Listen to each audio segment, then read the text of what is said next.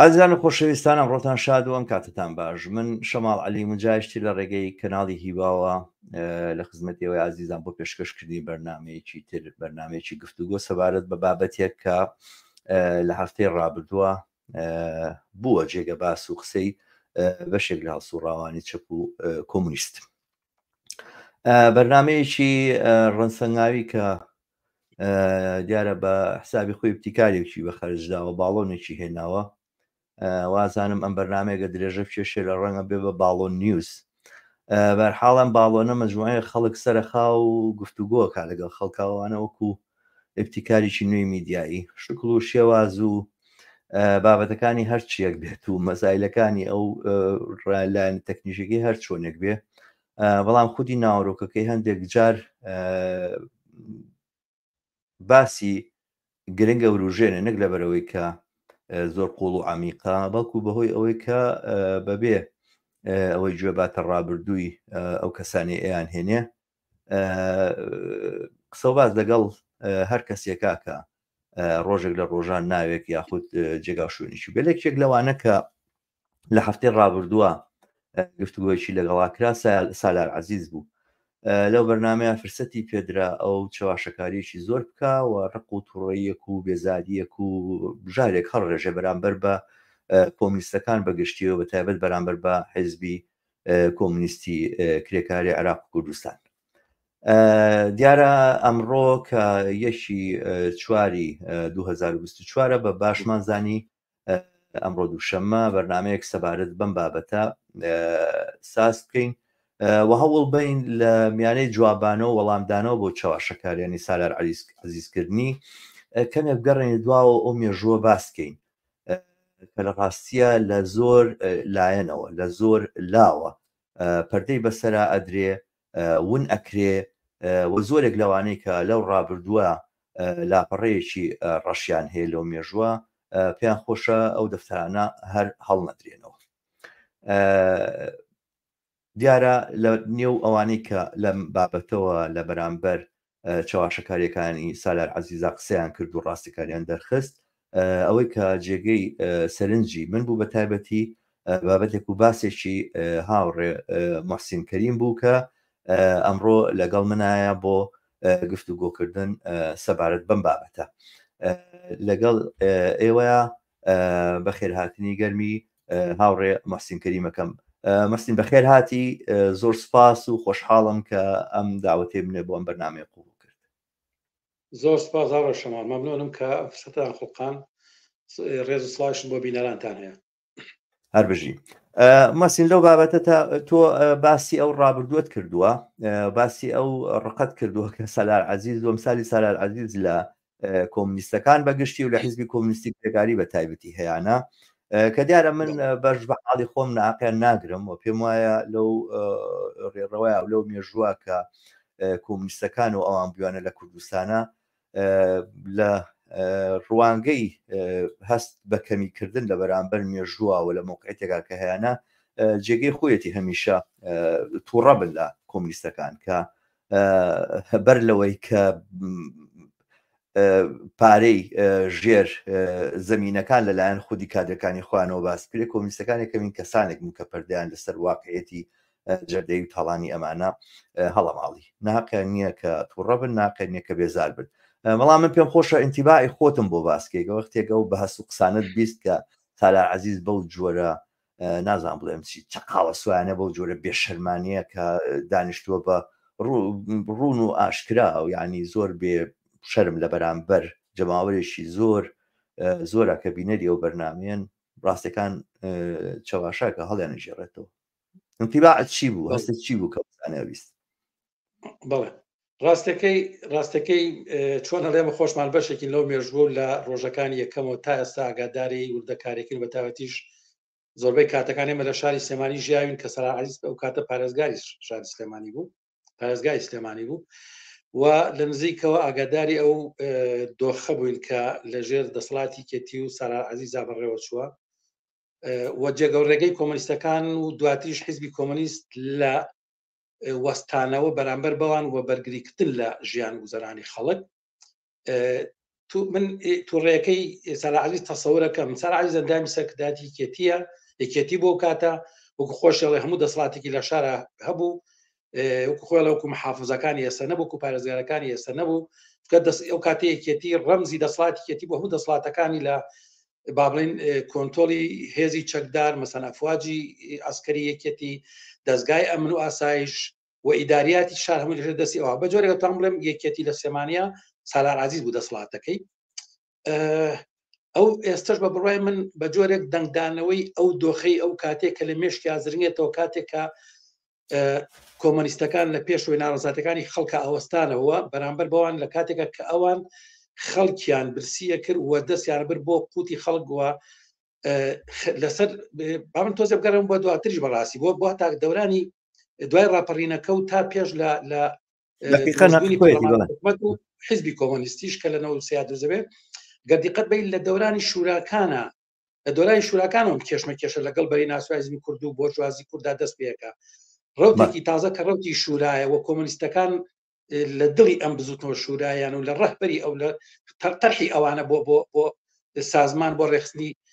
ناڕەزایەتی جەماوە لە بەرامبەر ناحقەیەکە کە لیانەکرا ڕوبەڕووی دەسەڵاتی یەکێتی و پارتی و بەس پلەی سەرەکیش دەسەڵاتی یەکێتی بۆ من زانجا حساسیەتی یەکێتی بە شوراکانە بوو کە یەکێتی خۆی نەوعی قاچی لە ناو بەشێک لەم هینەیە بوو لەم دۆخەیە بوو یعنی کاریگەری بزوتنەوەی کۆمۆنیستی و چەپ و شوراکان لە سەرکێتی قورستر بوو یعنی لینکی اجتماعی پەیوەندی اجتماعی هەبوو مثلا بەشێک لە هێزەکانی یەکێتی باگراوندی چەپ حساب چەپیان هەبوو بەشێکیان لینکی کۆمەڵاتیان لەگەڵ هەسوورەوان و کادران و ئەندامانی باڵێن کۆمۆنیستەکان و شوراکانە هەبوو کاریگەری ڕاستەوخوان لەسەر بوو هەستیان بە فشارەکە کرد ئەگەر دیقەت بی یەکەم کەس کە هجوومە کاتە سەر کۆمۆنیستەکان خودی جەلال تاڵبانیە جەلال تاڵبانیە کە کۆمۆنیستەکان بە دەستەی بەعزی نەکات و هجووم کات سەر مەسئول حکمت وەڵەمە پیاوێکی منۆکەری بێگانەیە مە مەسەن تقریبا ئەو قسانەی کە جمهوری ئیسلامی بەرامبەر مەسئول حکمت کردی کە منۆکەری ئیسرائیل و پارە لە ئینگلیز وەرەگرێت جەلال تاڵبانی هەمان قسەی کردەوە بوو کاتی خۆی مەسئول حکمت وەڵامی داوەتی تێگەڕەوەی من گومانی لەسەر بێەوەی تۆ هیچ کەس هەموو کەس ێزانێت کە تۆی تر نۆکەری ئەوەی تۆ گومانیتیانەوە بەس ئەگەر ئەوەی منیش گومانیتیانەوە يعني هنا شلون شانازيك ابو منيش تا غمان لسه قضيه كمان برحم بس يعني يكتي قيادي يكتي لو رجو امان دجي امر وتبون حتى ابو اوان هيرش يعني قصه شوراكات شورا تشي تانا ميلر قيلتانا مثلا تشدا نردس بركي شوراكان دايب خمس سرنجام للراديو كانوا بانوازيان كربو داخل شوراكان وبهذه تشك محاوليان كر كدايخن ابوك روبرنوب دروز بو حتى اويل بردم ثقافه جماهيري سليمانيه كوكات قيادي برلو بو نلان شو كان لو كوبنو تشمكيش وجدلوا امانه لبيننا برحم بس امين يعني بارين ام تشمكيش يا ام توريه كيتي وقياديه كيتي سكدكان كتي بس على ارض شو روندكي فراوانترو درو دشتي كلا شوراكان ولا كم روجي تقابلي چیناتی لە کوردستان دەست پێ ئەکات ڕوتێکی تازە کە نوێنەراتی کرێکار و زەحمەتکێش و خەڵکی بەژمێنێتی کوردستانەکات ڕوتێکی گەنج و تازە هاتوتە پێشەوە لە بەرامبەر ناسیۆنالیزمی تەقلیدی کە تەوقعی لە خۆی هەبوو دەسەڵات ئەبێ بگرێەوە تەوقعی لە بکە و خاوەنی قەزەی کوردە خاوەنی هەتا خەڵکی کوردستانە و زۆر جار شانازیە نەکردن ئەوان هەزاران شەیدیاناوە بێ هەنی کوردستان و خەڵکەشیان بە موڵکی خوانەزانی ئەم ڕوتە تازەی کە لە ڕەوانگەی چینێکی کۆمەڵاتی کوردستانەوە کەوتە تەقابل لەگەڵیان کەوتە بەرامبەرکێکەکان بەڕاستی ئەوان تووڕەبوون لی و لە شوراکانە کوتم دەست پێکات دواتر مەسەلەن لە دەورانی ڕێکخراوە کۆمۆنیستەکانە دەست پێکات تا دوای گەڕان و دوای ئاواربوون و گەڕانەوە تۆ دیقەت بە هەرە و کاتەش کێشمەکێش دەبینی ڕەوتە چەپەکان مەسەلەن ڕەوتی کۆمۆنیست یەکێتی خەبات هەستا ئەمانە وەکو بڵێن گروپە سەرەکیەکانی کۆمۆنیزمی کرێکار و کۆمۆنیسمی ئەو سەردەما لە تەقابل و کێشمەکێشا بوون هەمیشە مەسەلەن بەردەوام خەڵکیان لێگیرا و بەردەوام هەوڵیانەوە سەرکوتیە ئەگەر دیقەت بەی زۆرتر ئەوەی کەم کاری کردو یەکێتی بووە هەڵبەت پارتی لە مەتقەی باندان کردوێتی من بینیمت کە لە مەتقەی باندان ئەو پارتی بوو کە چوو سەرکوتی شوراکانی ئەوەی کرد کە چوو هەتا هاوڕێیانی ڕەوتی کۆمۆنیست کە لێوێ بارەگایەکیان هەبوو زیندانی کردن مەسەلەن مەقەرەکەی پێداخستن و هەتا ینی فەزای لە دژیان هەڵخران و بە جۆرێک ینی ئەویش کاری خۆی کرد لەو ناوچانی کە بە جۆرێک بە مڵکی خۆی زانی بە منطقەی دەسەڵاتی خۆی زانی بەڵام ئەوەی کە زۆرتر حساس بوو یەکێتی بە حکمی ئەو باگراوندە ئیجتیماعی وینەی کە ئەم هێزە هەیە لەگەڵ ئەم هێزە تازەی یەکێتی بە جۆرێک زەربەپەزیرتر بوو پارتی حیزبێکی لە پارتی بەڵێ هەستەکە لە هێزەکەی ئەخۆی هەستەکە لە هێزەکەی ئەخۆی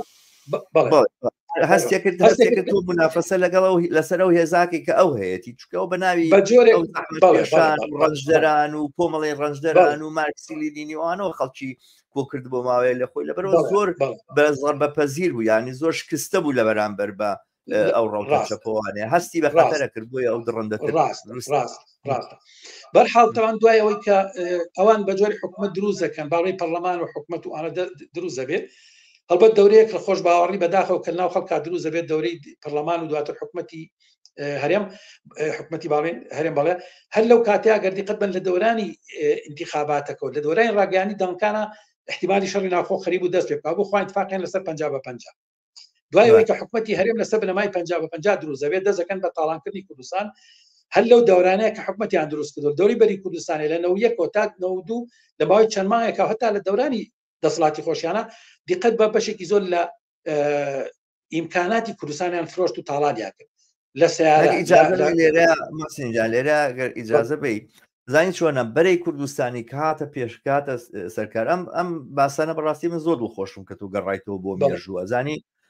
بەر لە بەرنامەکەش پێم وتی سەردەمانێکە من دوو دەستمان نایە سیاستکردن و ئەوانە لە 1970 دەستمان پێکرد ئەو کاتە هەر بە ئەندازەی ئێستا چەندێک دوورین لەنەوە تویەک و لە کاتی ڕاپەڕینوانە هەر بە ئەندازەیە لە جەنگی جیهانی دووەمەوە دوور بووین ئەم مێژوویەکی کۆنە بەڕاستی ئێمەمانان چووکە ئەوە نییە بڵێن هەر خێستچمەین و وازنانی و هەر لەسەر قسەی خۆمان سوورین و ئینەکەینوانە بەشێکین لە ڕووداوەکان هەست بە تاریخەکە ناکەین و مێژوەکە ناکەین نەژنا مێژووی دوور درێژمان تێپەڕانوە و ئەم مێژووە هەموو کەس بیری نییە و هەموو کەس لە خەیاڵیان نییە و ئەگەر ئێمە کۆمونیستەکان باسی نەکەین و نەیڵین و ئەوانە بەڕاستی خەڵک وازانێ لەو کاتەوە کە بزوتۆی گۆڕان دروست بووە یەکێتی و پارتی دەستیان کردووە تاڵانی کوردستان و خۆی ئەوە لە پێشەوە مەسەلەن نەوشیروان مستەفا خۆی بەرهەمی ئەو تاڵانیە نەبوو بێ خۆی یەکێک لە قارەمانەکان و سوارچاکەکان و جوامێرەکانی مەیدانی تاڵانکاری کوردایەتی نەبوو بێ ئەوەی کە ڕوویدا لە دوای نەوەتویەکەوە دقیقەن هەر لەو ڕۆژانەوە کە شوورەکانیان سەرکوت کە شوورەکان نوێنەرایەتی مەدەنیەت و شارستانێتیان نەکرد جگەلەوەی نوێنەرایەتی خەڵکی کارگەر و زەحمەکێشیان کرد نوێنەرایەتی فۆرمێکی تریان لە ڕێخستنی کۆمەلگا کرد کە هەر ئەو سەردەمە ئەمانە بە پشتیوانی ئەمریکا بە پشتیوانی دەوڵەتە کۆنەپەرستەکانی ناوچەکە و ئەوانە ویستیان ئەمە کۆتایی پێبێنن ویستیان ئەمە بە یەکجاری لە بین بەرن و هەر لە وەک چۆنەڵێ هەر لە ناو هێرکەکەیە هینیکەن لە ناو بێشکەکەیە سەری بڕنونەیە لە سەر بەرزکاتەوە و ئەمە ئەو ڕووداوانە بوو کە ئەو ڕۆژە ڕووی ئەدا و هەر ئەو کاتەش ئەمانە لە سەرەتای لابردن و وەلانانی ڕۆڵی شوراکانەوە دەستیاندایە ئەوە و تاڵانکاریە بەردەوام کرد وا دیارە کارەبا لە ئەوش بەرهەمی حکومەتی بەرحاڵ ئەزانن بێتەوە بڵێ نەزانن چۆنە تۆزێکی کە ڕەنگە کارەبا بێتەوە بەرحاڵمە بەستمەوەیە ئەو وەختەی کە ئەمانەوەکو بەرەی کوردستانیە کرد چونکە هێشتا منافەسەکە نەبوو بە منافەسە لە بینیانە و ئەم لاپەڕی ئەوی هەڵنایەوە ئەو نێوت ئەی کوابرایم خەلیل ئەو نێوت ئەیچیتان لە سەدی بێخمە کرد ئەم نێوت ئەیچیتان کرد لە شتەکانی بەلەدیەکەی سلێمانی ئەوانە کەس لە ڕۆژنامەکان و لە بڵاوکراوەکانە کە ئەو دەما جگە لە بڵاوکراوەکانی کۆمونیستەکان ئەم پێم وابێ حتا ئیسلامیەکانیش لەگەڵ ئەمڕۆتەیە ڕۆشت بوون و کاتە ئەوانیش تێکەڵی بوون و ئەوانیش بەشدار بوون لەم تاڵانکاریەوە ئەوانەکە ئێستا خۆیان لێ بۆەوە پیاو چاک و گوایە خێر و خێراتەکەن و گوایە لەگەڵ نانی حرام ناخۆن و پارەی حرام ناخۆن و وەختاوانش لەو حرامخۆریە بەشدار بوون لەگەڵ پارتی وێچێتیە هەر تەنها کۆمونیستەکان بوونەویش مەحدود لەبەرەوە دەرناکە وەڵام وەختێک کە بوو بەوەی کە کێشە بێتە بێنە ئەو دەم دەرکەوت چی لە برایم خەلیل هاو چی لە سەدی بێخمە هاو چی لە فڵانە مەشروع هاو چی لە بەلەدیەکەی این هاو محاویلەکانتان چی لێکرد فڵان کەس چەند محاویلی زیفستا کەس چەند سیارەی بردە دەرەوەوانە وەختە ئەو شتانەکەش بوو بەرحاڵ من وازانم کە دقیقەن تاڵانکاری لە ڕۆژی یەکەمی دەسەڵاتی کوردایەتی و دەستی پێکرد چون کامانەمانە وایە نەیانەتوانی ببن بە سەرمایه‌دارەوە نەیانەتوانی دەسەڵاتی خۆیان پێڵنەوە دروست من یەکشتی تر بڵێم هاوڕێشوازانی چۆنە بێجگە لەوەی کە حەزی تۆ باسی کرد کەسی تر نەبوو بێجگە لە ئێمە ڕخنە بگرەوە ئەمەش بە هەر حاڵ محدودێتی ئەلامیمانە بەڵام یەک حقیقەتیش بڵێم زین چۆنە ئەو کاتە بەداخەوە بەشێکی زۆر لە خەڵکی کوردستان ئەیبینی بەڵام بە حکمی وەهمێک و تازە دەسڵاتی بەعەزر و قاب و مێدێکیانە بە حکومەتی کوردی هەر چۆنە بێ باش بێ ئەمە ڕەنگە خراپکاری مەجموعە مەسئول بێ بە جۆرێک ینی نوعێک قبولیان کرد یا نوعێک خۆیان قانع کردبوو کە مە ڕەنگە وان نەبێ بەڵام تاریخی ئەم 30 ساڵی وەکو تۆ بازگەم 33 ساڵە ئیتر 100 بارەبوونەوەی بە تەجروبە خەڵک بە تەجروبەی واقعی خۆی تێگوبا بەمانە هەر لە بیدادۆ دز بوون یعنی هەتا بەش ئێستا تەسەور کە ڕەنگە هەنێک کەس بە ویژدانەوە گەر ئێمە یا کاتێک کە ئێمە قسەیان لەگەڵاکەن ئەڵێ ئێوە هەر یەکەم جار زانیتان ئەمانە چۆن ینی من چەندین کەس بە من وتووە چەندی کەس بە من وتووە هەر ئێوە باشتان ئەمانە ناسیوە بۆیە بەرحەڵ ڕاستە ئەمانە تەمەن لەو کاتۆ خەریکی تاڵانی و تاڵانکردنی داهاتی کوردستان بوون هەتا من ینی خۆم بە گوێ خۆم گوێ لێ بۆ کەم یا خوێندومەتەوە کە نەوشیوان مستەفاڵێ لە دۆرانێکە کە تەمان دوای حکومەتەکە 50-50ەکە دروست دەکەن داهاتی کوردستان ئەڵێ ئێمە 70 بەشیمان هەڵگرتۆ بۆ خۆمان پارتی 35 یەکێتی 35 لە ساسی درا بە خەڵکی کوردستان یعنی ئەوان لەو کاتەشە داهاتی کوردستان هەرچێک بووە لە زۆر بەعنی هەر حیزبەی بەقەدەر هەموو خەڵکی کوردستان ئەوان پاریان بردۆ بۆ خوان داهاتی کوردستانیان تاڵان کرد ئەمانە بەڕاستی کۆمەڵێک ینی دوو حیزبی تاڵانچی بوون کە لەسەر ئەساسیم تاڵانێ دەسەڵاتی خۆیان فەرز کرد بە پشتیوانی ئەمریکا و تۆ باس کرد یعنی ئەمە هینی ئەوان بووە جا تەمەن لەم دۆخەیە ئەوان پێویستیان بە چەکدار بووە هەتا لە کێشمەکێشی خواردو حیزبن لە 64 مانە منافسن لەسەر قەزەی کورداتی و قیادەی حرەکەی کوردی و دوجیر زەر دەسەڵات مثلا ئەم ئیمکاناتێک کە لەبەردەستیان نابوو امتیازاتی ئانا بە خەڵکێکی نەکبەت بۆی بێ بە چەکداران و ینی هێزی خوانی پێ بەهێزکەن قوتی خوان لە شری خوانی پێ بەهێزکەن بۆیە خەڵکێکی زۆر لە هەژاری تەوان وەکو کاتی خۆی دروشمەوەی کاڵێ سەری بەرز بە موچە نەوی ناکەین معاشی مامۆستا معاشی فەرمانبەریان نایە بەڵام بەداخەوە وەهمێکە بوو ناو خەڵکە کە ینی ئەم دروشمە سەقەتە کە ئێمە سەری بەرز بۆ موچە نەوی ناکەین لە کاتێکە موچە قوتی خەڵکە بەداخەوە بەشێکی وەهمی کوردایەتی ئەمانی بە جۆرێک بە خەڵک قبول کرد بەڵام ئەمان هەر لە بیدات و خەڵکی تاڵانچی بوون و خەڵکیان فەقیر و هەژار کرد بوو بۆیە بەشێکی فراوانی خەڵکی کوردستان بە هەزاران خریجی جامعە هەبوون چکە هیچ تەعیناتیە نەمابوو کۆمەلگای کوردستان سەری لەبەر تێک درابوو هیچی بەسیرێتەوە نەمابوو خۆداگاداری ینی ئیمکاناتێک کە UN یا هەتا منەظەماتی فریاگوزاری مەسەلەن بەعزێک لە خۆراک کەلوپەل و جلوبەرگی کۆنیان هێنا لە کوردستان تەوزیعیان کرد هەموو داهات و هەمووی کوردستان ئەو لەگەڵ ئەوەی کە لە گۆرەکەکان گەشتێ بوو بێت یعنی یا ئەو موادی غیزایی کە حکومەتی بەعز بە هەزار شەڕەشەکەی نات ئەمە هەموو سەرچاوی ژیان و گوزانی خەڵکی کوردستان ئەوە بوو ینی ئەمان خەڵکیان لە هەژاری و لە فەقیریان ڕاگرت بەشێکی فراوان لە خەڵک ڕوان کردووە لە دەستفرۆشی ینی وەکوتم هەزاران خریج جامعە هەبوو ئەمانە دەستفرۆشیانە کرد من دایان هاوڕێ خۆمە کە حتمما تۆژیان ناسی هەمووی خریجی کولیا مهندس و دکتۆر و خریجی علوم و ئەم هینانە بوون هەمووی خەریک و دەستفرۆشی بوون یان ریزێکی فراوان لەوانە کە دەستفرۆشیانە کرد بەشێک لە فشاری ئەم یەکێتی و بڵین سالار عزیز ئێمە قەزەکەمان لەسەر ئەوە کە یعنی بە تێشکانی عەرەبانەکانیان بە زەوتکردنی کەلوپەلەکانیان بە ڕێگریکردن لیانێ بە ناوی جواکردنی شار لە کاتێکە خوان ئەساسن سیمای ناشرینی شار بوون دایان مقڕیان ناو شارەکانە کردبووە تاڵانی کوردستانیان کردبوو هیچ شتێکیان لە هیچ شتێکیان نێشت بۆ بە ناوی جواکردنی شارەوە ئەمانەیان سەرکوتە کرد دەستیان بەسەر کەلوپەلەکانە کرد دوایش تەمەن فشاریان قسەیان بۆچی بۆی بن بە چەکداریان بۆی بن بە چەکداریان دقت بە لەم ڕۆژانە مەسەڵەن چەند هاوڕێک لەسەر ئەو تاقیقە قسەیان کرد لەسەر شتەشتیان نووسیوە بەڕاستی مەسایلی زۆر سوودمەدیان باس کردووە یعنی هەتا من یەتەوە بیرم لە کۆبوونەوەیەکی یەکێتی بێکاران لەگەڵ جەلال تاڵەبانیە کەو کاتە مەجموعەیەک کەس بوونیەکی لەوان ئەکرەمنادە بوو کە کاتێک لەگەڵ سوڕاوەکانی یەکێتی بێکاران بوو کۆبوونەوەیان لەگەڵ تاڵەبانیە کرد بوو باسییان وتبووی وتبی چیتانە پێمە یا بیمەی بێکاری یا کار نییە بیمەی بێکاری بن بە بێکاران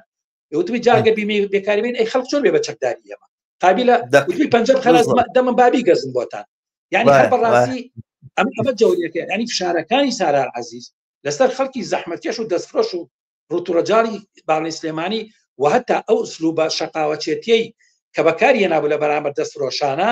بەڕاستی بۆ بوو کە خەڵک ناچارکە بن بە چەکداریوان و لە کێشمەکێشی خۆیان لەگەڵ پارتیا بەتایبەتی لە 1994 کە شەڕ دەست پێکایت شەڕ دەست پێەکە ئەمان یانەوە خەڵکە چەکدارکەن و ناچارێکە کە ببن بە هێزی چەکدارەوە لە شەڕی بینی خوارە بە کوشتیان بن ئەمە ئەو هینە بوو کە ئەوان فشارەکانی هێنا بەڵام حیزبی کۆمۆنیست تاکە هێزێ بوو و پێش لەویش ڕەوتە کۆمۆنیستیەکان کە هەمویان تەمان حیزبیان دروست کرد لە مانگی حوتی نەوسیان هەموو ئەوەی کە لەناو جوڵانەوەی شوراییا بوو جوڵانەوەی شوراییا بوو لە ئەوەڵین ڕۆژەکانی دەسەڵات ئەمە ئەم تاریخە ئەم مێژوە زۆر گرنگە ئازانی چۆن ئێمە گرنگی لەوەیە کە حیزبی کۆمونیستی کرێکاری کوردستان و عێراق و ئەوانە درێژکراوەی جوڵانەوەیکی جەماوەریە عێراق و کوردستانیش دواتر درێژکراوەی جوڵانەوەیکی جەماوەریە درێژکراوەی ناڕەزاییەکی جەماوەری کارگەر و زەحمەکێشی ئەم کوردستانە بوو کە ئەوەڵین ڕۆژەکانەوە بای هێندە زانست و زانیاری و هوشیاری هەبوو کە ئیزانیەمانە چ بابەتێک کرد لە ئەوەڵین ڕۆژەکانەوە بڵین ڕیزی خۆی لێجا کردبوو ماهێتی ئەوانی ناسی بوو جەوهەری چینایەتەوان ناسی تەوان تەنها ئەم ڕەوتە و باڵێن ئەم بزوتنەوەیە بوو کە وەکو تۆ باسێ کە تەوان کۆمەنیسمی کرێکاری و ڕێکخراوەکانی دەوروبەری مەسەن بەکی بێکاران و هەموو ئەوانی تر ڕێکخراوی کارگاهیەکان ڕێکخراوە فیدراسیۆنی کرێکاران هەتا دواتریش ڕێکخراوی سەر بەخۆی ئافرەدانم بەشێک بوو لەم جونبشە لەم بزوتنەوە ناڕەزایەتی یەکسانی خوازیە ئەمە دیفاعی لات کێ کرد لەو خەڵکە زەحمەتکێشا کرد کە دیفاعی لە قوتیەوانە کرد تووڕەبوونی سالار عەزیز لە حیزبی کۆمونیست بەڕاستی تووڕەبوون بوو لەو دەورەی کە حیزبی کۆمونیستی کرێکاری هەی بوو بۆ دیفاع لە خەڵکی زەحمەتکێش لە خەڵکی لە دەستفرۆشانێک کە پۆستاڵەکان و شەقوەشێنەکانی سالار عەزیز ڕێگەی ئەوە نەیان کە قوتی خوان پێیا بکەن ئەمە هەتا مەسەلەن نەگەر ئەوە مەسەلەن یعنی بەشێک لە فشارەکانی ئەوان بە حساب کە ئەمانە ئەم لادێیانە دیمەنی شاریان ناشرین کردووە با بڕۆن لادەکانە زەراعەت کردن و بڕۆن لادەکان لێ بژین یعنی بە هەش ئەنواع ئەشکال تەبلیغاتی دژی ئینسانی کۆنەپەرستانە دواکەوتوانە لە بەرامبەر هەر ئەو خەڵکە زەحمەتکێشەی کە لە لادەکانە قوربانیان بۆوانان شوێنی حەوانەوەی ئەویانیان کرد نانیانانێ بەڵام بەهۆی دۆخێکی سیاسی و ئەسکەری و ئەمنی کوردستان و ناچار بوون بێنە شارەکانەوە و لەسەر لە مەحرومترین توێژەکانی شارەکانی کوردستان بن ئەوان تحقیقیانە کرد سوکاتیان پێکردن و هەتا لێرە بوو کە مەسەن ئەم حیزبە دیفاعی لەم ئینسانە زەحمەتکێشای ئۆتیژی ئەم حیزبە بوو تووڕە بە لەم حیزبە بەڕای من لە مقابلەکەی ئەو ڕۆژەشە ئەگەر دیقەت بی ئەم ڕقەی پێوە دیارە بە تایبەتی کەیسی بەکر عەلی هەورە شەماڵ لە 1994 لە مەراسیمی دیاریگای سلێمانی کە حیزبی کۆمونیستی کرێکاری و ڕێکخراوە جەماوەریەکان سازیان کردبوو وتارێکی خوێنەوە بەڕاستی وتارێکی سادە بەڵام پڕاوپڕ لە تێگەشتی چینایەتی و لە حقیقەتی چینایەتی کە پامێکە بەعنی بەوانی ڕاگەیان ئەمە ئەوانی تووڕە کرد بەڕاستی ئەوانی تووڕە کرد یعنی سالار عەزیز ڕابردبوونەوەی کەیسی بەکر عەلی بە قەزی حیزبی کۆمونیستەوە ئەوە بوو کە بەکر عەلی لە پاڵ حیزبی کۆمونیستا توانی دیفاع لە ئامانجەکانی خۆی لە هاوچینەکانی خۆی لە داواکانی خۆی بکە و ئەوانی بەبەرەوە بە پشتی پەرای خۆی زانی ئەم یعنی شەڕی سالار عەزیز لەگەڵ حیزبی کۆمونیستا شەڕە لەگەڵ ئەوەی کە ئەوەکو مجرم و تاوانباری یا هەتا تۆمەتباری کوشتنی بەکر عەلی ناسێ بەکر عەلی پێشەوەی کە بکوژێ لە یەکینۆ لە کاتی خۆپشاندانی ئاوارەکە خەڵکی دانیشتوی حامیە بابڵێن بە چەند پێشەوە گیراوە چەند ڕۆژ لە سجن بۆ بەشە لە هاوڕێکانی یادەوەرەکان باس کردووە هەڕەشەی لێکراوە یعنی هەتا ئەوەی کە مەسەن سالار عەزیز هەڕەشەی لێکراوە و سالار عەزیز ئەگەر دیقەت بەی خۆی لەو مقابلەیە ئەڵێ چی ئەڵێ تەوانەوەڵێ من ئاگادار نەبووم و ئەوە ڕاستە درۆکە بەرحەڵ با بخێنە ئەولاو بەڵام ئەڵێ فلان کەبام کرد زەلامێ بوو خەڵکی نازام گەرمیان بوو سوورکارێ بوو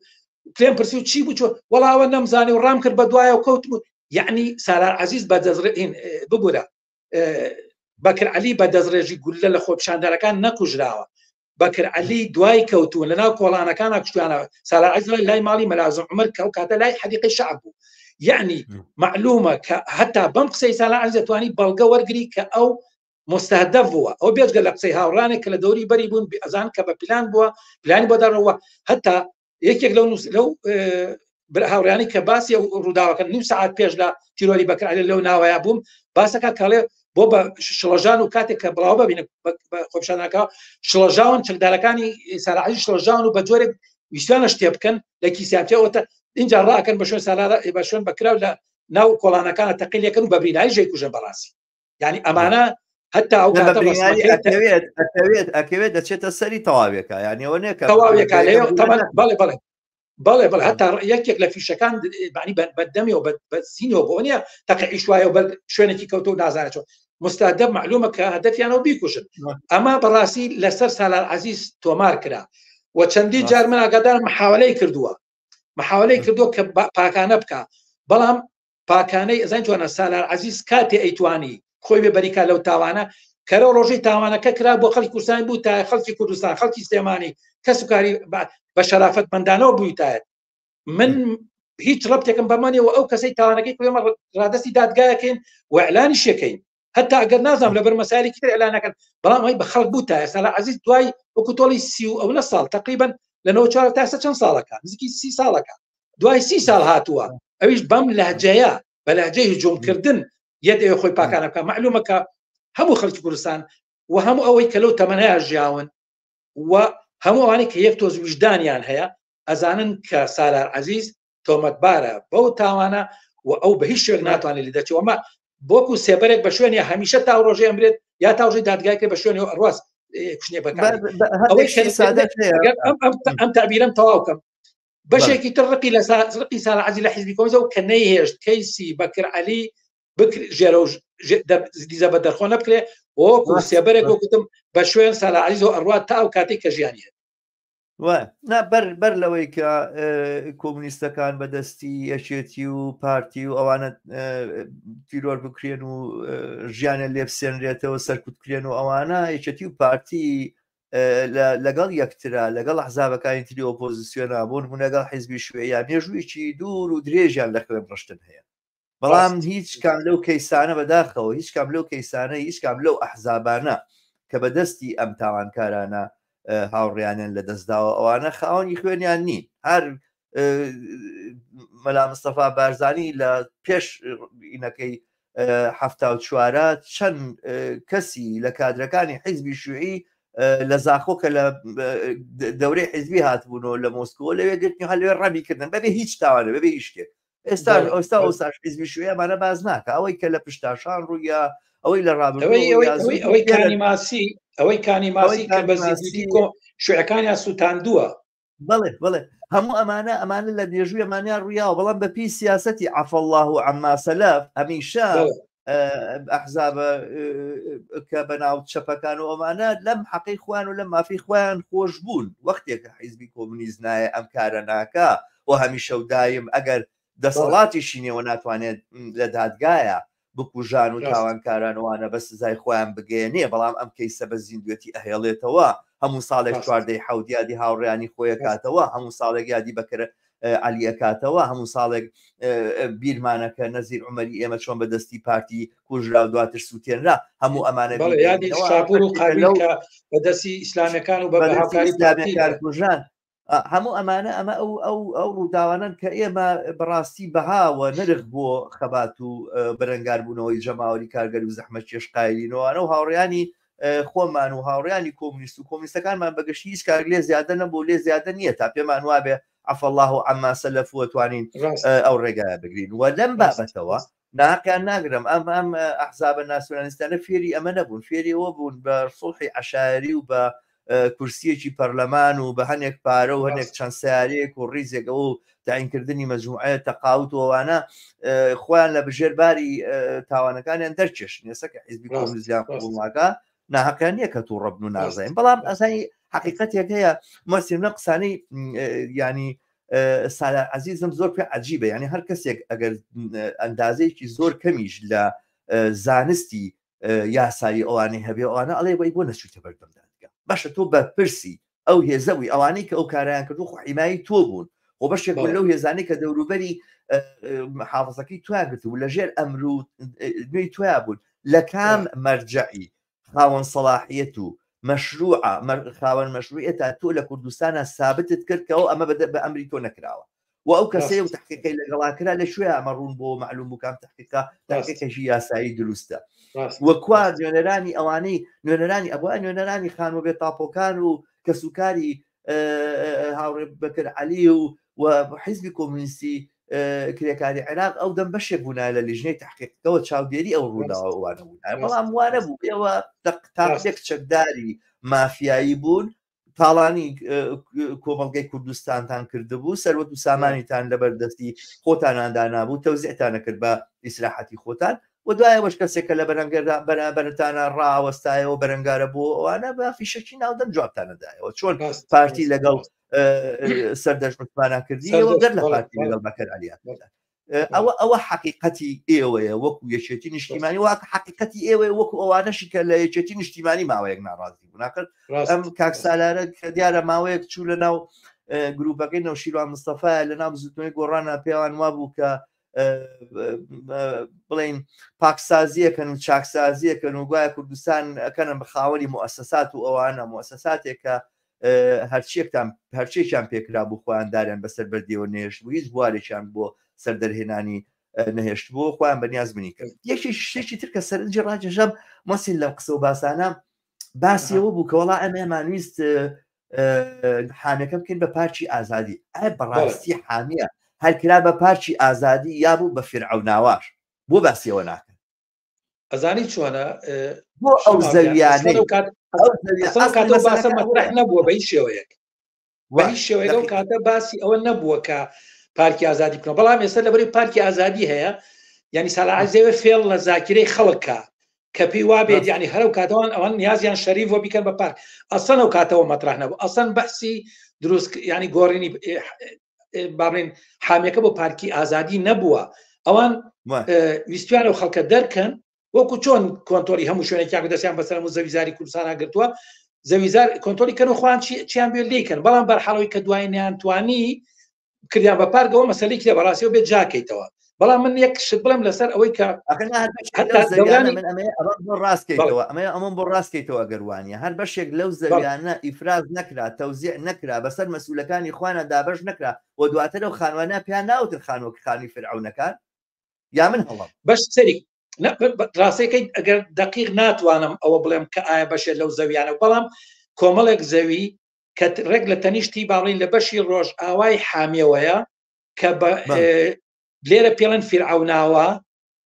باشە کۆمەڵی خانوون ئەمانە بە بەشی ڕۆژاوای حامیان ئاەک لەسەر حامیە بوونیانە بەڕاستی من نایزانمەوە بەڵام ڕێشت ڕێتێت ئەزان چۆن هاوڕێ شەماڵ بەڵای من زۆر پێویست ناکا بە شوێن بەڵگە بۆ بگەڕێن ئەزانی بۆ مەسەر خۆ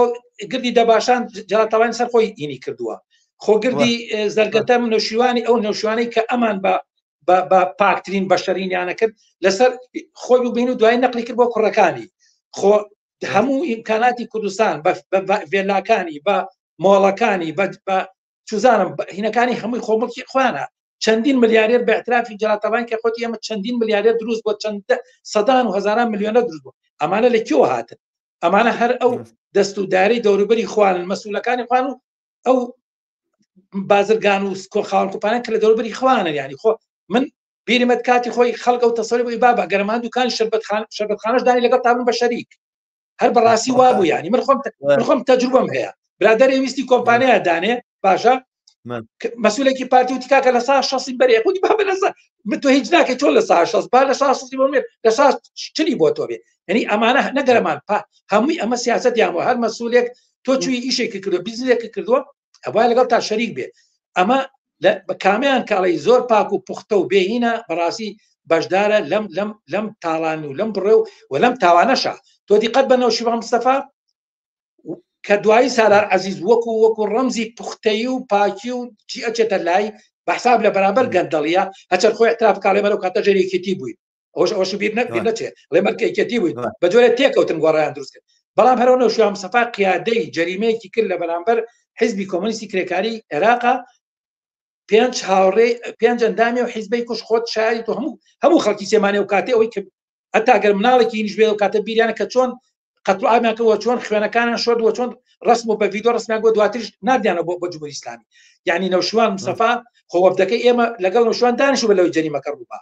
قەرار بوو سڵح کرێ بەڵام تاوانەکان جام ئەزانین چۆنەمانە کامیان زۆر خۆی بە شەری بەزانێ بەڕای من لە تاوانەکانی چی لە شەستەکانەوە ئەمانە بەشدار لە تاوانەکان بەرامبەر بە خەڵکی کوردستان بەرامبەر بە کوشتنی یەکتری بەرامبەر بە کوشتی دیل سەدان دیل یەکتریان کوشتووە ئاڕێشە ماڵ سەدان دیلیان کوشتووە بە بلۆک سەری دین یەکتریان پاکرەوە کەرامەتیان شکاندوون مەسەڵەن بێجگەلەوەی کە مەسەن ئۆپۆزیسیۆنەکان لە حیزبی ئێمەوە لە حیزبی شوێعیەوە لە تا ئەوانی کەوە ئەمانە چۆن لە پەکەکەوە شەڕی پەکەکەیان کرد چەکدارەکانی ئەوانیان قەت و عام کرد لە هەولێر زینە بەچاڵیان کردن ینی مەسەن بۆ ئەمە تاریخیان بەڕاستی تا چۆن داری تێبخەی نییە بەس بۆ گەناوی بەسەر ئینتا ئەمە ئێستا کە پێیگەیشتوین بەڕای من بەرهەمی پرۆسەیەکی مێژووی درودرێژە کە ئەمانە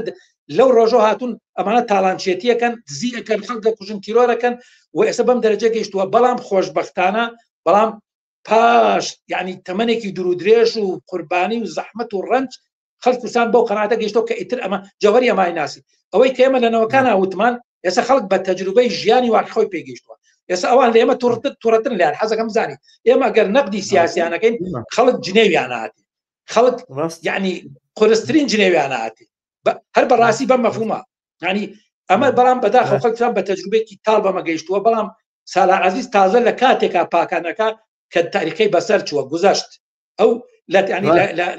یاریەکە تەواو بووە و تازە خەریکە پاکانەکات بەڵای من بە سالار و بەسەرکردەکانی تری کوردایەتی ئەگەر خەڵک کوردستان بەس بتوانێت فرسەتی هەبێ ئیمکاناتی بێ بەڕێی من هەمان محاکەمەکە جا ئەگەرەوەی کە مەجموعێکیان بەڕاستی قەت و عام نەکەن ینی خەڵک لیان تووڕێ هاوڕە شەماڵ بڕوا بکە ئەگەری ئەوەیە مەسەڵەن ئەگەری ئەوەیە کە مەسەن لیان بکوژن ینی ئەمە واقعێتە خەڵک زین چۆن 6 مانگە هاوڕە شەماڵ 6 مانگە ئەمان 1 ملیۆن و نەم چەخۆری خەڵگێ لە کوردستانە ئەم 1 ملیۆن ئەوەیە نزیکی ڕەنگە 5-6 لانی کەم ئەگەر هەر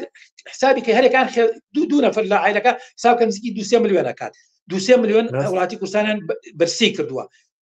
ئەمەش کاریگەری خۆزای کاریگەری لەسەر ژیانی خەڵکی دانا من بڕۆ گوێم لە دەستفرۆشێک بوو ئەوی کە معاشی مامۆستا موچەخۆ نادرێ بازاری ژەوەسێ ڕاستەکە میکانیزمین ئەوەیە کە من پارەم پێ نەبێ خەرجکەم دوکانارەکەش ناتوانێت خۆ قازانج کە ناتوانێت شتەکەی فڕۆشێ ئەوێ بەزەرە بەسەریە ئەمان کۆمەلگای کوردستانیان وێران کردووە و خەڵک تووڕەیە بەمانای واقعی و هەج ڕۆژێک فرسەتی هەبێت بەڕای من تۆڵی بەر و دوان لێ کاتەوە بە حەقەت سالا عەزیز لە کاتی هینا لە کاتی فەوتاوە خەریکە پاکانە بخۆیان دقیقاً وایە هەندێک لە هاوڕێیان کۆمنتیان نووسیوە هاوڕێ مەحسین ئەم کۆمنتی هاوڕێ تاڤگا ئەڵێت سالار عەزیز ئەو جارە بە قسەکانی کردی لە جاتی تاوانەکە لەسەر خۆی لە عەباس زیاتر سەپاندی دەستی خۆی تایە لەهجەیەکی درۆزنی وە شەقاوێنە سەلماندی چ جۆرە ناسالارێکە ناجا ناسالاریش سالار نیام سالار دەسەڵاتدار یا ئەوانە هینێ ناوێکی جوان بێ بەرحاڵ ینی دقیقەنەوە قسە دروستە ئەو ئوسلوب بۆ شێوازەی کە ئێستا لە هزار قسەی پێکاوانە تۆ لە تەلەڤیزۆنە لەبەر چای و عالەمە بەم زمانە قسە بکەیت و بەم شێوازە تابیر لە خۆ بکەیت وارە بێت لە ژوورەوە لەبەر وەکو هاوڕیانەی جێڕایەنێتەوە بەشێک لە هاوڕیان زیکرات و بڵێن تەجروبەکانی خۆیان تەجروبە شەخسیەکانی خۆیان جێڕاوەتەوە کە چۆن هەر وەکو شەقاوەکی سەر جادە چۆن جنێو بەدایک و خوشتی خەڵگەیە ئەوانە لە کاتی لێدان لە دەستفرۆشە چاکەتەکەی داکەندووە ئەمە من تازە نەبیستۆمە من لە نەوەکان نبیستمە خۆی چاکەتەکەی داکەندوو بۆی لە دەستفرۆش بات ئەم بەشەراوا بوو بەڵێ وای بەدەستی خۆی کردو ینی خۆی شەقی هەڵاوە لە خەڵک بە شەقی خۆی ینی بەڵام بەڕاستی مەهزەلەی قسەکانی ئەو بوو کە ئەیوو خەڵکی خراپ لە من ترساوە یعنی مەسەلەن ئایا بەڕاستی لە سالار عەزیز و لە سەرکردەکانی کێتی و پارتی خراپتر لە کۆمەلگای کوردستان هەیە یعنی مەسەن ئایا دەستفرۆشێک کە بۆ قوتی بۆ نانی مناڵەکانی ئامادەی ڕەنج با زەحمەت بکێشێ ئەمە مەسەن ژیانێکی شەرافەتمەند بۆ خۆی مناڵەکانی تەمینکە ئایا بەڕاستیەوانە پیاو خراپن ئایا کۆمۆنیستەکان کە دیفاعن لە نان و گوزەران و ژیان و کەرامەتی خەڵک پیاو خراپن ئایا ئەوانەی دژی شەڕی ناوخۆی ئەوان بوون کە مناڵی خەڵکیان بەکوشتا ئەوانە پیاو خراپەکان بوون کێ پیاو خراپەکان ئەوان کە دیفاعن لە ئازادی ئینسانەکان لە دژایەتی ڕەشەکوژی ژنان و تیرۆری ژنان کە کوردایەتی کردی بە مۆد لە کوردستانە هەزاران ژن لەسەر دەستی ئەفکاری ئەوان چەکدارەکانی ئەوان باندەینەکانی ئەوان کوژران وە کەلتوری ژن کوشتن و تحقیقکردنیان بە ژن هێنایە کوردستانەوە بەڕاستی ئەوان ئینسانی مەرد و پیاوی باشبوونی ئەو خەڵکی کە دژی ئەوان وەستاوە هەر بەڕاستی ئەزای چۆن بەڵام من هەرو قسانە ئیسپاتەکان بەشەرە چ جۆرە شخصێتێکیە یعنی پیاو خراپەکان ئینسان خراپەکان لەسەر بەڕاستی لە سالار عەزیز خراپتر و لە هاوڕەکانی خراپتر ئەگەر ناو کۆمەلگای کوردستانەوان خراپتر ئەگەر ئەوان چاکن بۆچی خەڵک ئێستا ئەڵێ بڕۆن هەتا 100 خۆزگە بەدەسەڵاتی شیعە و حەشدی شەعبی تەسەوکە خەڵک بە جۆرە گەشتەوە حەدەی کە ئەڵێ کاکە گیان من دوژمنەکەم بکوژە باشتر لەوەی ئەمانە بکوژێ. یعنی ئەمە بە بڕای مەیتر ینی قیمەی ئەوەیە کە قیمەی خراپبوونی ئەمانەیە کە بەڵگەیەکی مادی و واقعی لای خەڵک سەرمێنراوە هەتا پێویستی بە قسەی تۆ نەرسەری خەڵک زانێوانە چەند پیا خراپن چەند ئیسانی خراپ لەسەر ئەم قسانەی هاوڕێ تافگا ئەوەی کە دووسینێکی پێما بێ ئاوڕێ هیوا مەجید بوو بینیم باسی وەختی تۆی نێرایەتی بڵێن گروپێکی کردو بڵێن لە شارەوانی سلێمانی شارەوانی سلێمانی کە فەرمانبەری حکوومەت بوون کارگەری شارەوانی بوون چۆتە لای داواکەش زۆر بەسیت بوو کاکە لەو خواردنوشتانەی کە هێت و ئەوانە ئێمەش وەک بۆ خەڵکە بکەمە عاشمان نییە و بەشمان ناکاتوانە لەو خواردنەی کە بە موساعداتی لە دەوڵەت بەشی ئێمە بەر لەسەر ئەوە ئەنوا وەشتات ژنێوی پیاون هەڕەشیان لێکراوە هەتا پێوتە بە دەستی خۆمەت کوژم وتی تۆ ئەمە بە زمانی خۆی هاوڕێ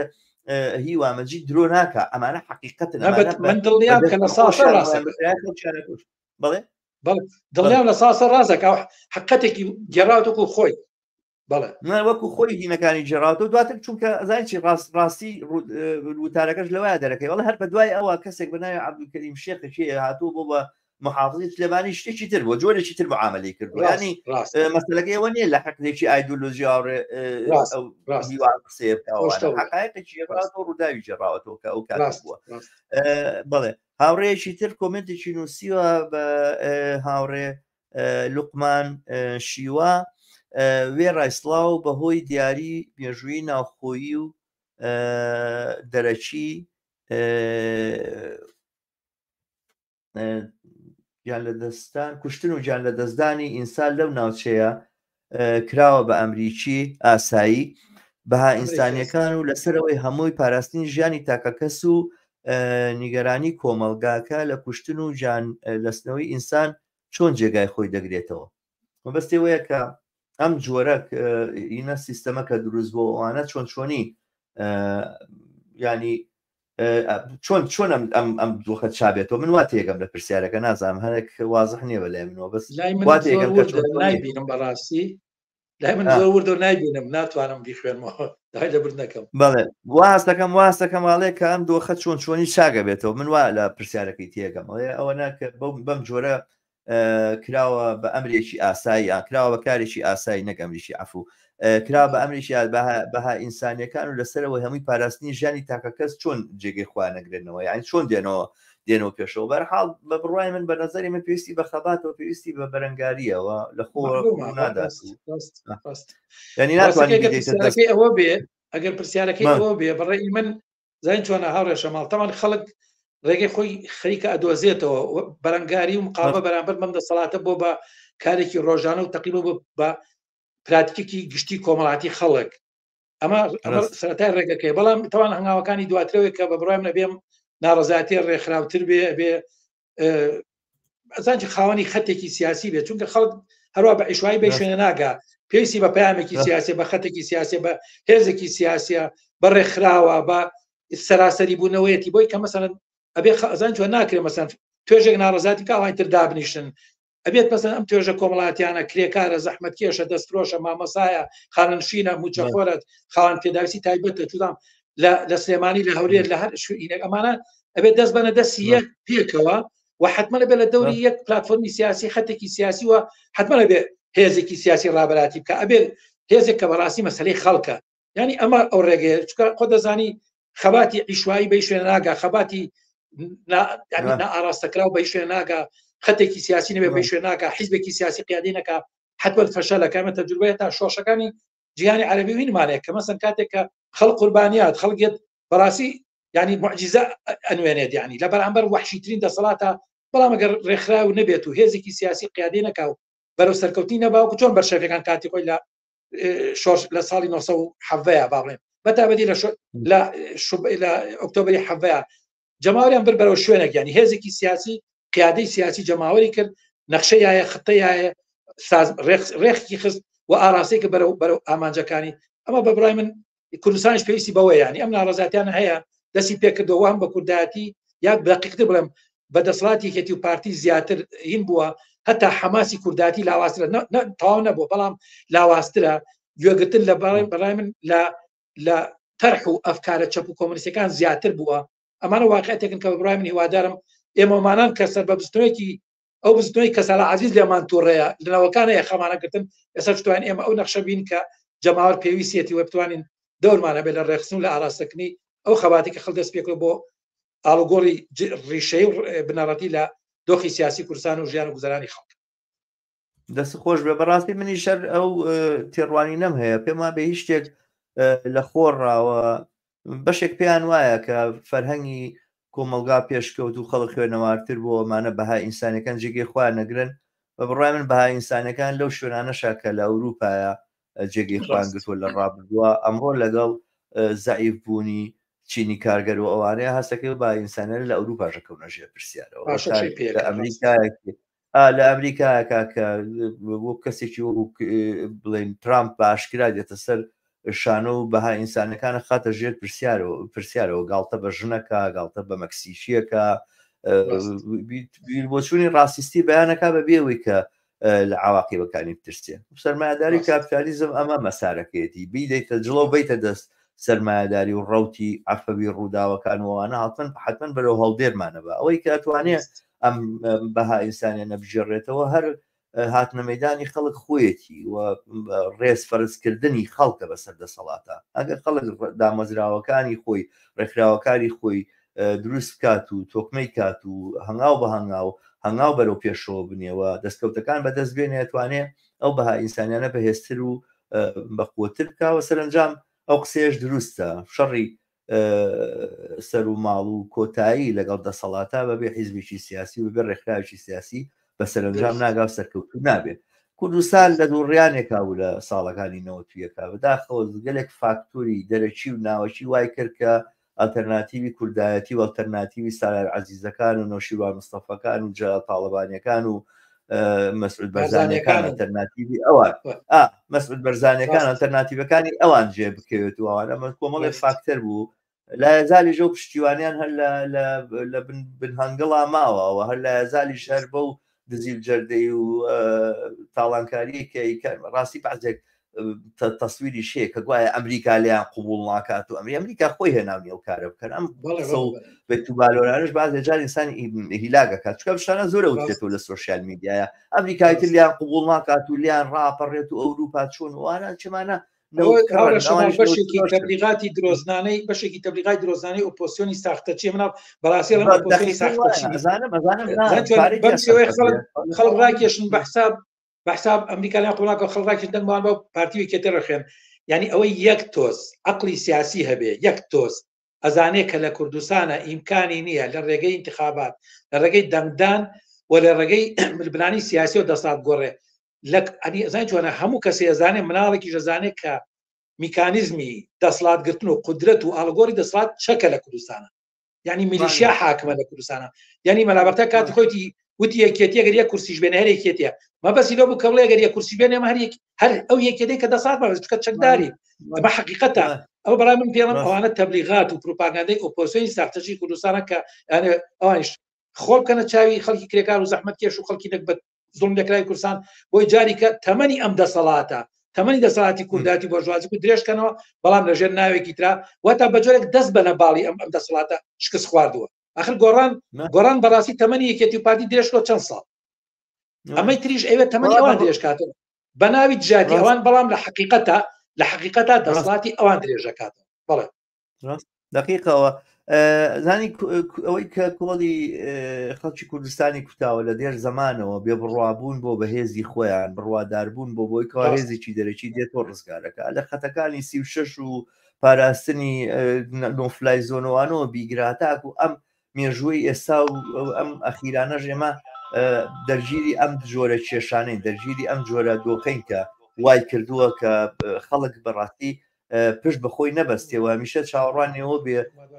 بڵین پاڵەوانێکی دەرەکی هێزێکی دەرەکی بێ ڕزگاری کات و بنباڵی بگرێ بەڕاستی لەو ڕۆژگارەوە کە خەڵک ئەو ئینتیخابێک کردووە هەڵبژاردننی کرد دۆخەکەی بەم جێگایە گەیشتووە و ئەو ڕۆژگارش کە خەڵکی کوردستان ئەمە هەڵجێڕێتەوە ئەتیمات بەخۆی بکات و پشت بەخۆی بەستێ ئەو ڕۆژگارەیە کە ئەتوانین ئێمە لە هاتنەوە کایە و لە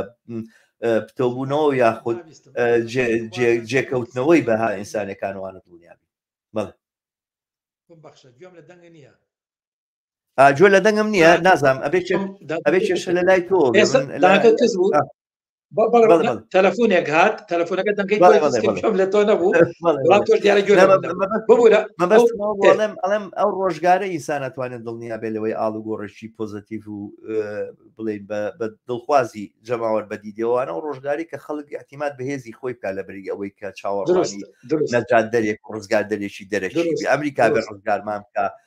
نازانم محکەمەکانی عێراق بە پارتی بخەنە ژێر پرسیاروی ئاچێتی بخەنە ژێر پرسیارویە ئێران نازانم چی بکە یا خودت فڵانە میلیشیا ئەوە بکە بە بڕای من ئەمە هەر درێژەدانە بەوە ئەم جۆرە هەواڵانش کە باسمان کردوانە باوەشێنکردنی ئەو توانا و بێتوانایی و بێ بڕوانە بوون بەخۆیە کە بڵین بەڕاستی جەماوەری کوردستان دەرگیری بوونوانە بەرحاڵ من ئومێدەوارم کە ئەم دۆخە بەوە منی هەمیشە ئومێدی ئێمەوەی ئەم دۆخە بە بارێکا بگۆڕێ کە خەڵک پشت بەخۆی بەستێتەوە و ڕێڕەوەی خۆی بگرێتەوە بەرحاڵ ببەخشە من وازانم دەنگم ناگاتە لای تۆ من دوا قسە بۆ تۆ بەجێڵم هاوڕێ مۆستی نێمە تقریبەن نزیک بووینەوە لە کۆتایی هاتنی بەرنامەکەمان جۆ لێمە ئێستا ئێستا گوێم لێتە بەڵێ ببوورە بەڵێ زۆر باشە ئەڵێم نزیک بووینەوە لە کۆتایی بەرنامەکەمان دووە وتە بۆ تۆ بەجێڵم سەبارەت بەمە پێم وایە بە کۆمنتی تر نییە بە تێر و تەسەلی یاخۆنی کە بەم بەرنامەی ڕێگەمان باش ناگەر مێژووی کورداتی باسکەیت ڕەنگە دەپازە موسەسەلەمان بێ نەک هەر حەڵقەیەک و بەرنامەیەکی ئەوانەی کە بۆمان بکرێت و لێرە بتوانین وەڵامی بینەوە ئینمان کرد بەرحاڵ دواوتە بۆ تۆ بەجێڵم بەس بەرلەوە کۆمنتێک کاتۆ بابی خوێنمەوە هاوڕێیان سڵاو سەرڕای نەبوونی دادگایشی بێلایەن ئایا ئەگەر سکاڵایەکەی لەسەر کەیسی بەکرد علی و کوشتنی پێچاوڕێی کۆمونیست بەکوێ گەیشتووە ئەم پرسیارە وازانم مەسین تۆ جوای بیتەوە باشە بیکە بە بەشێک قسە کۆتاییەکان و هەر بەو قسانەی کە ئێوە ئەیکەنیتە بەرنامەکە کۆتاییێنی بەسەر چاو تاوان ئازۆر سپاس من داوای لێبوردنێ بکەم لەو کاتا دوو جار تەلەفۆن بات هینەکەی تۆ قەت هینە بوو کزە بوو ببوورە کە خەلەلێکی فەنی ڕوویات سەبارەت بە جارێ وەڵامی ئەو برادەرە بەمەوە کە تاوان ڕاستیەکەی وەکو کەیسی بەڵێ وەکو کەیسی بەکر عەلی ئەوە خۆتامزان ساڵە عزیز باسەکە کەو کەسانیاوە بە دادگا و دوایی لە سوێکی بایتر نازانێت چڕویاوە بەڵام بەڕاستی دادگایکی ئادان نەکراوە کە تۆش باسەکە مەسەن دادگایکە کە سوکاری بەکر عەلی بانکەن بزانن تا بێتە بچێتە ناو دادگاییەکەوە قسە و باسی خۆی بکات شکایەتی خۆی بکات دێپرسێت ئەمانە هیچی معلوم نییە نەکراوە و من دوسێ ساڵەمە و پێشبڕادی پێشەنگ مقابلێکی لەگەڵ خوشکەکەی هاوڕێ بەکر عەلیا کرد ڕاستەکە هینەکانی بیر نەماوە ئێستا بەڵام ئەوەم بیرێت کە لە مقابلەکە دادوفوخانی خوشکەکەی بەکرد لەسەر وەزعەکە و لەسەرەوەی کە یعنی بە جۆرێک حسابی هیچ حسابێکی بۆ نەکراوە ئەمەی پێوە دیار و بیری دەقینەکەم نەماوە بەڵام دڵنیام کە ئەوان کارێکیان نەکردو کە کەسوکاری بەکر عەلی لە دادگایەکە هەبێ و هەتا بە هیچ شوێک گویان لەوان نەگیرە ئەمە یەک دوم لەسەر کەیسی ئەو هاوڕیانی ئێمە پێنج هاوڕێک کۆمۆنیستەکە تەوان ئێمە تەوان ئەو خۆتان نەزان کەمە ئەمەی دیزە دەرخۆنە کراو بە قیادەی نەوشیمام سەوا و بە ئەمری جەلال تاڵبانی تەوعان و من خۆم لە یینەکە بە مەلا بەختیارە بوو کە بە ئەمری جەلال تاڵبانی و بە قیادەی نەوشیوان بووە ئەو تاوانە ئەنجامدرا طبعا ئێمە فترێکی زۆر بۆ حیزب مەمنوع کرابوو قاچاق بوو ئەم لاولاو ساڵانێکی زۆر تا چەند ساڵێ لەمەوە پێش ئێمە لە دادگا شکاتمان کرد طبعا دوای پرۆسێکی درو درێژ کە نامێ کاتی کەسی پێبرمی ئێستا سەرنجام دادگا بڕیاریە کە چەند کەسێک لەوانەیە ئەمە ئیمان لەسەر ئەوانە بێ بچن لە دادگا بەراعەتی خوان بسەلمێنن ئەمانە هیچیان نەچوون بێجگەل لە سەرکەوتی کوبە نەبێ بۆیە ناویە بەم چووکایەکێک بەلوانی کە داوا کرابووە خبرمان بیست کە چووەتە ئەوێ و توێتی من بە ئەمر پێم کراوە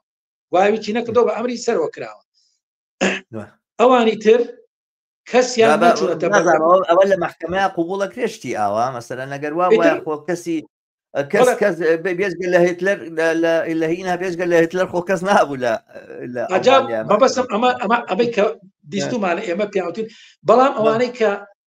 ئەمریان بەو کردووە و ناوەکانیان بوو بەنەوشین ماڵ مستەفا بە وەزیری داخلی بە ئەوانی کە ناوەکانیان عومەری سعیدوانە هیچ کەسێکیان نەچوونە بەردەم دادگا و من ئەوە لێرەوە ڕاگەێنم کە دادگا ناتوانێت ئەوان بانکان نەیتوانی بانیان کە وە خۆی وتی بابە ناتوانین بانکە لەبەر ئەوان چەکدا ئێمە گەر 4 پۆلیسی ئەو 50 چەکدار هینەکە بەرامبەرمان بۆیە بزان هاوڕیان دادگار لە کوردستان هەتا ئەگەر قەرایش بە قابلی جێبەجێکن چکە دەسەڵاتی نییە ئەمە حقەتەکەی کەسی بەکاری ژێروەرە سەرەر نییە ئاڕێ موسین ژێروەرە ینی ئێستا بۆ ئاگاداریتان ئەوانە وەکو متتەهم ینی وەکو تاوانبار بەخشە وەکو تاوانبار کەیسەکان لە دادگایە لە دادگا تاوانبارن ئێستا نەوشار مستەفا تاوانباری هەڵاتووی کۆچ کردووە تێگەی چۆن لە دادگا هەڵاتوو ئەو بە پێی قانون کۆچ کردووە ئەوانی کان کە هێشتا ماوەن تاوانبار ینی لە یاسا هەڵاتون بە پێی دادگاکەی خوارد و ئێمەمانە بەڵگەم ئەم قسانەی کەکەم بەڵگەیە بەڵگەم ینی قسەکان بەڵگەیە و سەرمێنرا و کەیسەکانی هەیە و من لە خۆم قسان ناکەم بۆی بزان کە ئەمانە وەکو تاوانباری هەڵاتوو بە پێی قانون معاملەکرێت پەیام یەخینم ڕاستەکەوێت کە زای چۆنە بۆ ئەوەی بەکر عەلی و بۆی هاوڕیانی ئێمە بۆی هەم ئەو تاوانانی کە سەرانی کوردایەتی لە بەرامبەر خەڵکی کوردستان کردیانە ئەو بێحورمەتیە و ئەوەشی کە 33 ساڵە تحقیری خەڵکەکەن خەڵک ڕەزیلەکەن شخصیەتی ئەشکێنن ژنە کوژن مناڵیان خۆ سەرجادە و بە کلینێکس فرۆشتن ئەیم بکە خانەشینان لەسەرەی موچەوەرگرتنا دوای 6 مانگ گیان لە دەزەیەن باشە ئەم وەزعیان بەسەڵکەنا ڕێگەکەوێت کە ئەبێ لە ڕاپەڕینێکی جەماوەریە لە هەڵسانێکی جەماوەریە لە حرەکەتێکی سیاسی هوشیانە و ڕێکخراوی جەماوەریە دەسەڵات ئێمانە پێسێت و خەڵک بێت دەسەڵاتداتی خۆی دابەزێت هیچ ڕێگەیەکی تر نییە و پەیامن ئەوەی بۆ خەڵک ئەگەر خەڵکەوێت نەجاتی بێ لەمانە بەڕاستی پێویست ناکات سیناریۆی چەند ساڵی ڕابردوو دووبارە کات و یەک زارتوان بڕاری خۆی باوە کۆتایی بەمان بێنێت وەمە خواستی خەڵکەمە قسەی من نییە خواستی خەڵکە و خەڵکی ئێمە بکە بەڵام جێبەجێکردنی بەو شێوەیە کە بەبڕای من بەو شێوە جێبەجێکە یا تەنها لە چوارچێ خواستیەکان بێنێتەوە سپاس بۆ ئێوەش زۆر باشە دەست خۆش مۆسییان زۆر سپاس دەکەم کە دووبارە کە ئەم وەختت دا بە من و خۆشحاڵە کردم کە بەشدار بووی لەم بەرنمەیە بە ئومێدیەوەی لە بەرنامەی تر و لە باسی ترە پێ بگەینەوە دووبارە سپاس و شەو شاد بێت زۆر سپاس بۆ ئێوە شەوێشتا شەوی بینەرانیش تا شاد سپاس بەڵێ هاوڕیان عزیز بینەرانی خۆشەویست بەم جۆرە هاتینە کۆتایی بەرنامەی ئەم هەفتەیەشمان تا بەرنامەیەشی تر لە هەفتەی داهاتووە بە ئێوەی ئازیز شادەبینەوە بە شادی و کامەرانی تەنەسبێت هەر بژین